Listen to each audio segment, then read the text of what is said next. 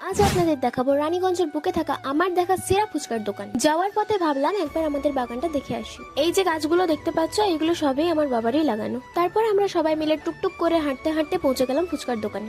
যারা এই রাস্তা দিয়ে আসা যাওয়া করেন তারা হয়তো জানবেন কি কি আছে, একবার আপনাদের দেখিয়ে দিই। আইটেমের নাম, দাম সহ এখানে দেওয়া আছে। আর হ্যাঁ, লোকেশনটা হলো বক্তারনগর আর কুমোরবাজারের রাস্তার মাঝে, কালী মন্দিরের ঠিক অপোজিটে। তারপর কাকা লেগে পড়লো নিচের কাছে, যা যা দেওয়ার একটা একটা করে দিতে লাগলো। একমাত্র আমার মতো ফুচকা লাভাররাই বুঝবে ফুচকার সামনে দাঁড়িয়ে অপেক্ষা করা কি কষ্ট। ভিড় ছিল তাই আমি তাকাচ্ছি আর ভাবছি যে কখন হয়। এইখানে আমি আপনাদের বলবো যে একবার রাজপাপড়ি আর দই বড়াটা অবশ্যই ট্রাই করে দেখবেন।